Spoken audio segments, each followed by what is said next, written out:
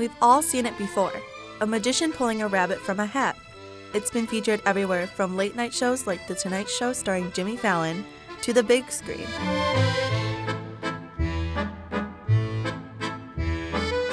So how did these fluffy household pets become so closely tied to magic?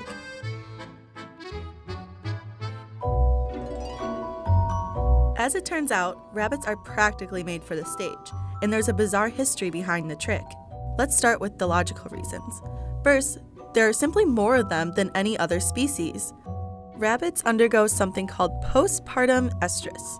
No, that's not some sort of Harry Potter spell. It means that they can conceive more babies immediately after giving birth. They have a unique ability to conceive up to 7 young, 4 to 5 times a year.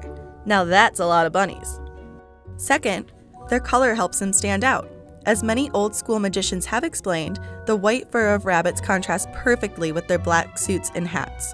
It also helps the animal stand out against the typical red curtain, another image commonly associated with magic. Next, let's talk about the body of the bunny. Rabbits are known to be compressible animals, meaning they look larger than they really are. Think about it. When you see the long ears, the long legs, and the long feet come out of a boxer top hat, it seems unbelievable. That's because if you were to stretch out a rabbit from its toe to the tip of its ear, it would be significantly longer than if it was just sitting. It's a perfect pet optical illusion. Now, the real question is, who started this combo of rabbits and magic? That would be Mary Toft, who successfully pulled off quite possibly the world's most intense hoax to date. Back in 18th century England, she was struggling to make ends meet.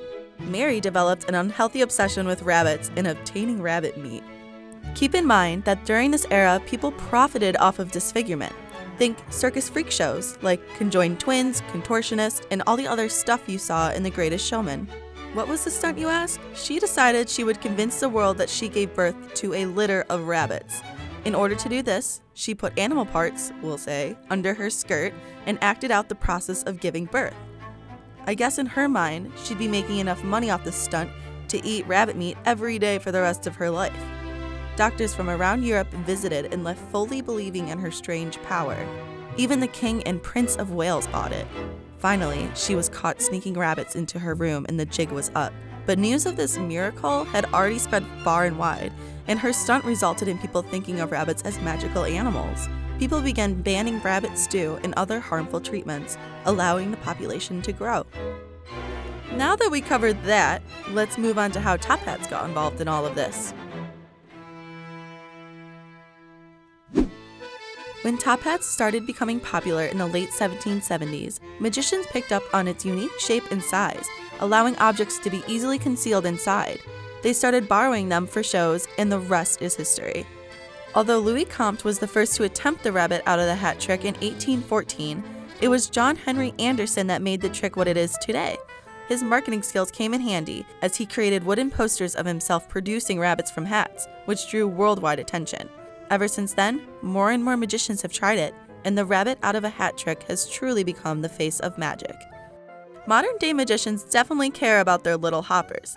No one ever pulls rabbits by their ears. That's a common misconception. Magicians today pick up their bunnies like any pet owner would.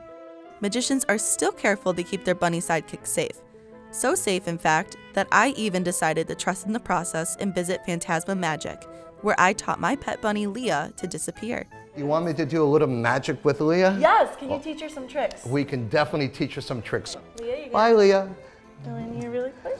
Leah, bye. I think, sorry, Leah. Oh my God! Leah, sorry. Phantasma Magic in. Yay! Aww, Here's Leah. Awesome, what an amazing, beautiful rabbit. Yes. As fun as learning magic was, I think it's safe to say Leah was happy to be back in my arms. We'll leave the magic to the professionals.